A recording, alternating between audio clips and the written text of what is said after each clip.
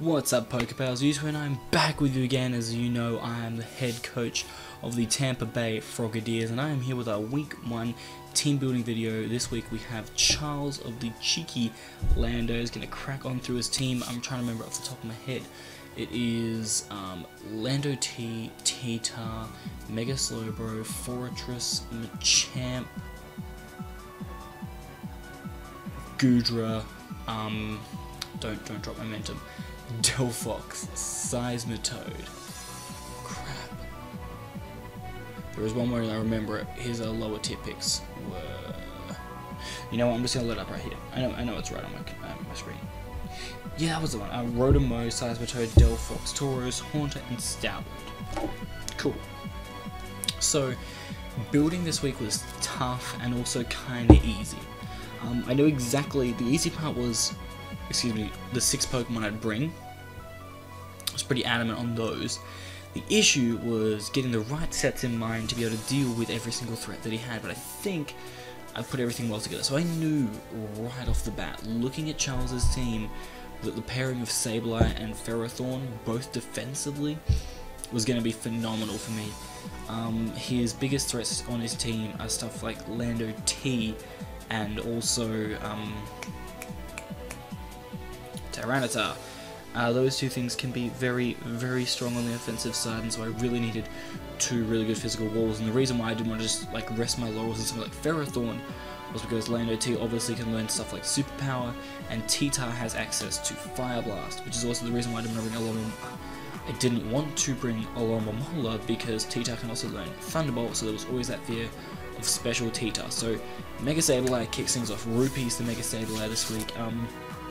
He's rocking basically the full physical set, but I've decided to mix it up a little bit. I'm actually running dual status. Now the reason is because I don't want certain I want certain Pokemon getting burned, but I also want certain Pokemon getting poisoned.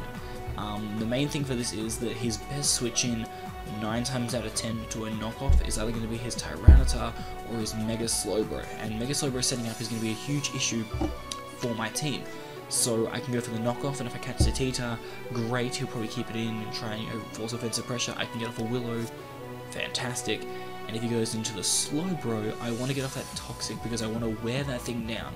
Because if he doesn't have rest on that Slowbro, it is going to be really worn down by that Toxic, as he doesn't really have a Cleric on his team. So I really wanted to exploit that this week.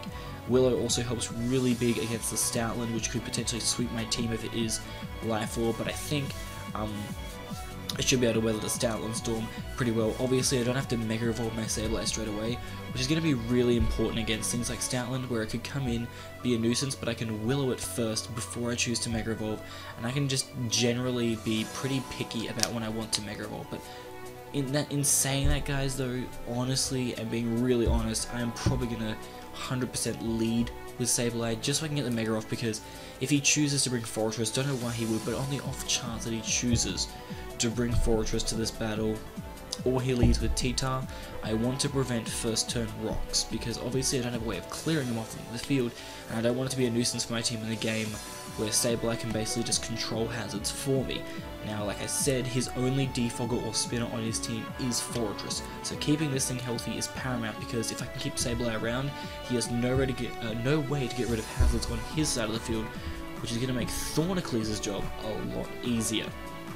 I'm running Spikes and Stealth Rock on this thing because, like I said, his only way of removing them is his Fortress, which cannot beat Mega Sableye. There is no way Fortress is going to beat Mega Sableye in a battle. It's not going to happen, and so I will be able to prevent a really annoying Rapid Spin from happening. And also by running the Rocky Helmet here, I can really punish Lando T every time I want to try and U-turn, giving it like 20 to 25% damage every time it tries to do something cheeky like that. Cheeky Lando, get it?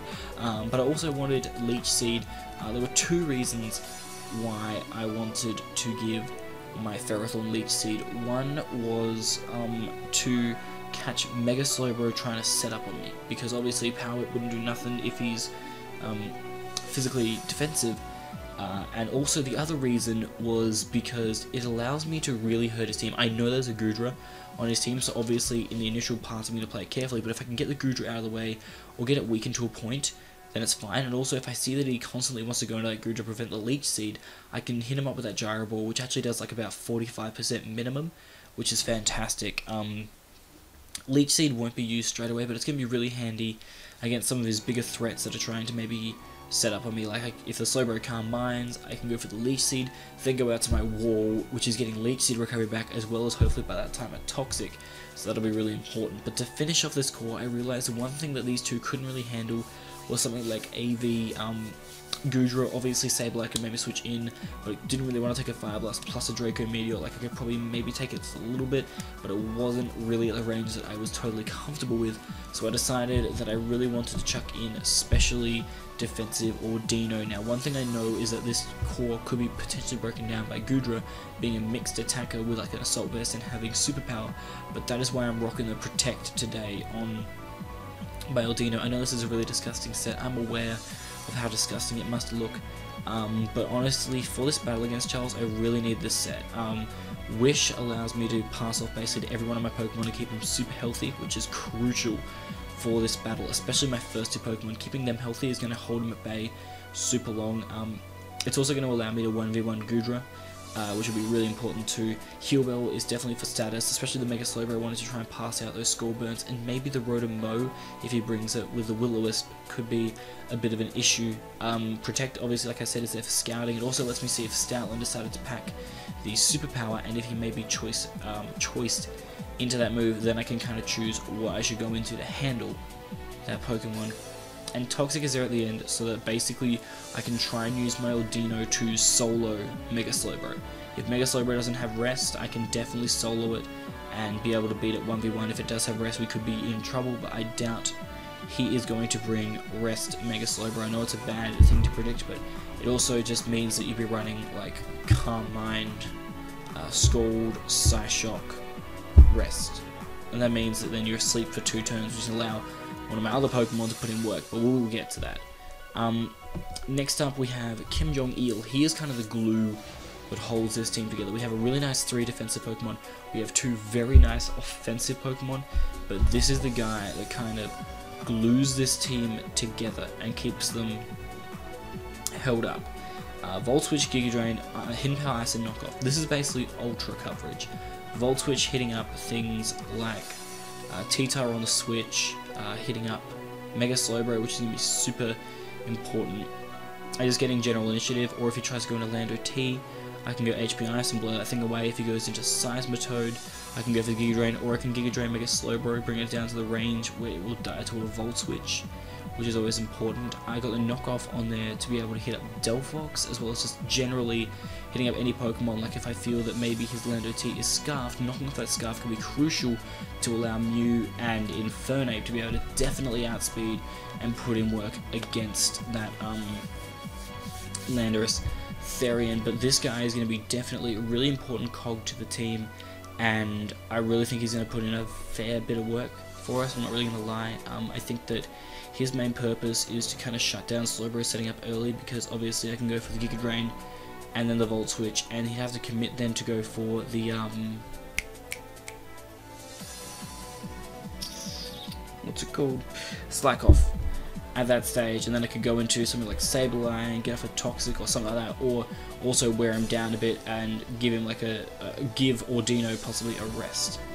But yeah, definitely the main 2 big hitters and my potential sweepers for our first round match. We have Nike, the Mew, this week running a really aggressive set. Now, when I looked at his team, I knew that I could run the Rock Sun Ferrothorn, I could handle Hazard Control with Sableye, so that meant that Mew was free to be unleashed any way that I wanted it to be, and this is the way I've chosen. I decided to go with SD because Nasty Plot wouldn't let me beat Gudra, and Mew was my best way to beat Gudra on my entire team. Obviously Tyrantrum could have definitely beat it, and that's why I feel like my opponent is actually going to bring defensive Landorus Therian, because it's his best check with Mega Slowbro to my Tyrantrum being banded or whatnot, and he doesn't really want to risk his Mega being the one thing that can solo against Tyrantrum. So this will allow my Mew to get a lot of free Swords Dances, I feel, and the Ice Punch will be able to easily OHKO things like Landos, Therian, and Goodra.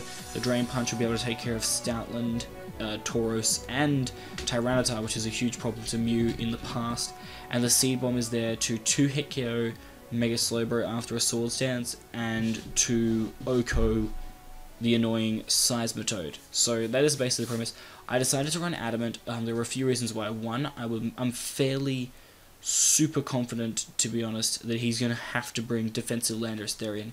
The reason for that, guys, is because on his team, his only other check to abandon Tyrantrum is his Mega Slowbro. And I don't think he wants to risk his Mega Slowbro in that way. I don't think that's the way he wants to play it, as just a check, because obviously Slowbro in its original form gets 2-hit KO'd by Adamant Choice Banded Head Smash and then gets outsped. And so it's a very risky alternative for him, but with a defensive Lando, he can kind of deal with it a bit better, and so that means that Mew will definitely be able to outspeed an Ice Punch. But like I said, I can scout with the Electros as to whether he does pack the Choice Scarf set or the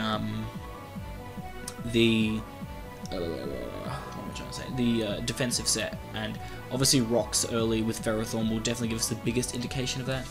But yeah, I think this set is definitely going to put in a lot of work. The things that do outspeed this obviously will be Stoutland in the sand, as well as Scarfed Rotomo, which I don't think he'll be bringing, and also Tauros and Delphox, but neither of them can OHKO my Mew, whereas Mew can Drain Punch all the health back from Tauros and kill it, and Delphox can be handled by Sableye and my Aldino, as well as, honestly, my Eel. But to cap off the team, to finish it off, I decided to go with Mixed Attacking Ape. This might look like a really wacky set for Ace, but it really works in what I was trying to do. The reason why I wanted to run Naive with that low of a speed is because it allowed me to put as much attack investment as I could into this Infernape, allowing me to get as much damage off with the Mark Punch as I could. Basically, my aim with this set was to really...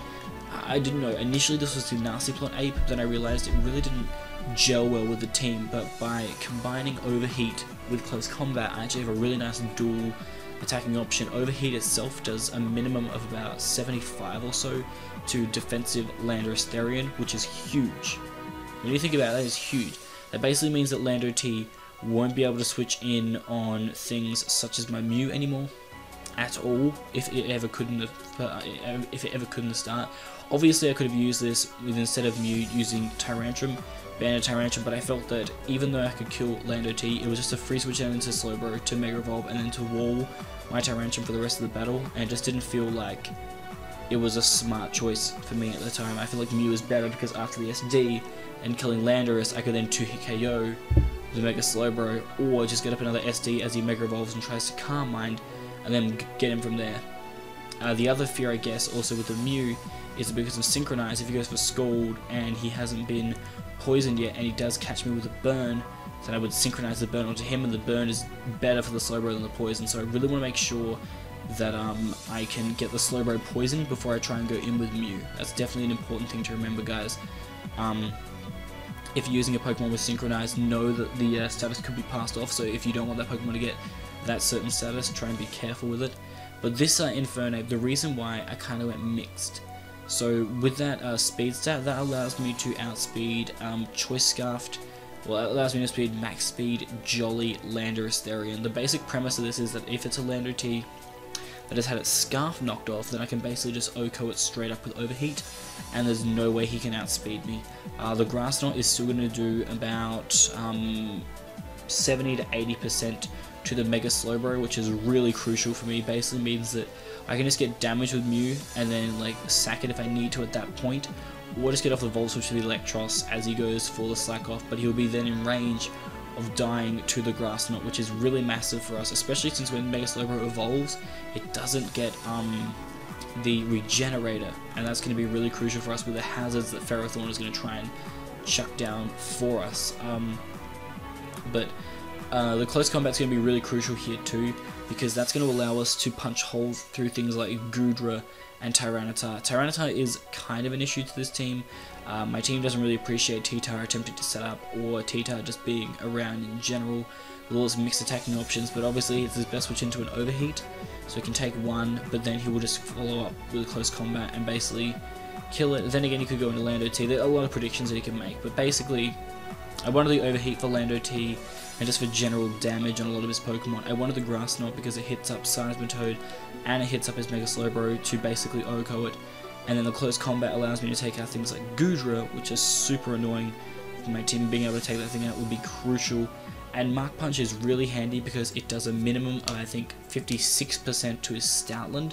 So if that is a banded Stoutland trying to wreak havoc, I can send in Ferrothorn, get off some more Iron Barbs and Rocky Helmet, and probably bring Stoutland down to the point where he will die to a Life Orb Mark Punch from Infernape every single time. And then I just got to play Infernape smart and not let it die to Life Orb Recoil, and we should be okay. And one of the ways that could happen is with Ordino, you know, doing a Sacrificial Lamb play or something, I'm not sure, but if Ordino had Baton Pass, that would be fantastic. Unfortunately, it doesn't, but you know what? I think this team is going to be good. I really wish I could have had 5 move slots on Infernape to give it U-turn, because obviously that would be great for initiative, but honestly, I feel like a near close combat is my best way to really hurt the Goodra, if not OHKO it, if not kill it at the range that it will be after coming in. And I really wanted Mark Punch to be able to hurt that Stoutland, which can be a serious threat to my team. But just quickly identifying the threats that I am a little bit worried about going into this battle. First and foremost was Stoutland. I knew that with T-Tar and Stoutland he had a really nice combo. I knew both of them would be afraid of Infernape though, so I expected him also to bring the Bro, which is why I'm thinking Infernape can handle everything, because there is actually a role with Infernape going for close combat on Slowbro, coming in on Rocks, and then Mega Evolving. He could die to close combat plus Grass Knot, which would be super huge in the shape of this battle. If that could happen, that would be massive. If I could get rid of Mega Slowbro, then my Mew has a field day. Mega Slowbro is basically the only thing stopping my Mew from potentially getting a sweep on my opponent's team. The other thing that stops it maybe is Delphox, so if Delphox and Mega Slowbro both come, it'll be very interesting since, that was my girlfriend messaged me, it'll be very interesting since they will both be kind of walled and beaten by Mega Sableye possibly. But you know what guys, I think I should be okay. I'm not going to try and be cocky about it. I have this really funny feeling someone was behind me. I know there's nobody in my room. You know, you ever have that funny feeling when somebody's behind you? It's so stupid. I do feel really confident with this team, to be honest. I think that the main things to worry about, like I said, are Stoutland. Mega Bro setting up is an issue, especially since I'm not carrying T-Bolt on my Electros, but I think I can bring that thing in, go for a Volt Switch, and then go out to Ordino. The main thing that's going to be a big factor is whether I can get the certain statuses I want on certain Pokemons. For example, Sableye being able to burn things possibly like Machamp or Stoutland, and also being able to poison things like Goodra, and even, actually no, Goodra I wouldn't mind burning as well, because that means that my Bubblegum can definitely wall it even if it does pack the superpower, so that one sounds bad. Definitely poisoning the Slowbro would be really good in this battle, and even to an extent, poisoning Delphox wouldn't be the worst thing.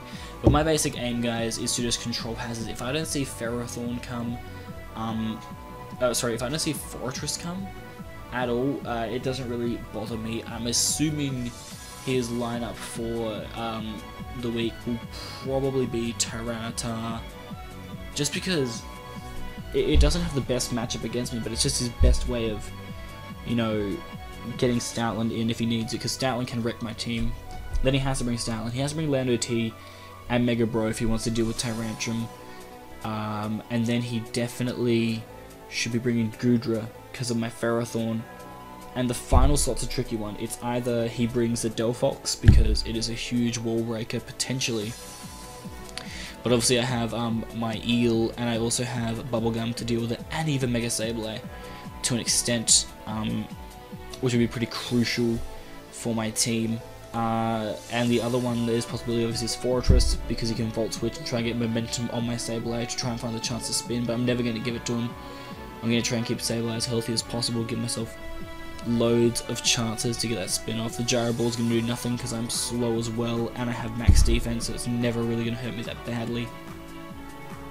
So I think that maybe even the last slot could be Machamp. I really doubt it. My Machamp basic counter plan is just burning it with Sableye, and obviously he won't be Guts. He'll have to be No Gut, and I'm actually expecting him The one thing I was fearing for a little bit was no guard Machamp. Obviously, it's like very unlikely that he'll bring it, but sorry, not God. Oh, I'm tired. Not no guard, Foresight, no guard. So going for Foresight to be able to hit every single mon on my team, and then my best switch in is definitely Mew. But then again, on the turn that he tries to Foresight, if I have my Sableye in, it is a free turn to burn him, and the burn will be fantastic because then Sableye can definitely just solo the Machamp. Even if he does get the confusion on me, obviously, with the Dynamic Punch, he'll barely be doing any damage, and I can just freely go out to Ferrothorn anyway, and he will barely be hurting me. Plus, he'll take Iron Barbs and Rocky Helmet. Ferrothorn is going to be doing some serious work against that Landos here as well. But you know what? I've been blabbering too much. This is going to be my team for the first round. I feel really good about it. I think my basic win conditions, like I said, is that Infernape is just going to blow holes through his team. It basically deals with the two things that Mew doesn't want to deal with, I suppose. Well, no, it deals with one of the things Mew doesn't want to deal with. The two Pokemon that Mew really doesn't want to see when it goes out to the field are Delphox and Mega Slowbro. They're the two that, like, you know, Mew doesn't really want to see. Haunter, I guess, is also an issue, but then again, I have Bubblegum in the back, and I also have Rupees that can deal with Haunter. But yeah, basically Delphox and Mega Slowbro, and so just getting rid of those two will allow my Mew to sweep. Even weakening those two will allow my Mew to sweep. Infernape is going to blow holes. Basically Infernape plus my Eel are my main two kind of wall breakers. Mew is my sweeper, and then I just have this really fat core. But let me know what you guys think. If you think maybe I should have brought a different Pokemon, or maybe a different set for him. I had a couple of really cool options. I was thinking about like Encore on Infernape, predicting Slowbro to go for the Carmine, bringing in Infernape, and then going for that Encore on it to keep it going for the Carmine, allow me to just, you know, nasty plot up or whatever, some stupid shenanigans I was thinking of. But let me know what you guys think I could have done. Make sure that you like this video. Your support is always greatly appreciated. Make sure you also go check out the channel. I will be doing more videos on this soon. I've just been really busy. I'm about to go on a camping weekend, but this is being uploaded a bit in advance, but whatever. Anyway guys, thank you so much for watching. It's Dugas29 signing out, keep being PokePals, and let's go Frogs.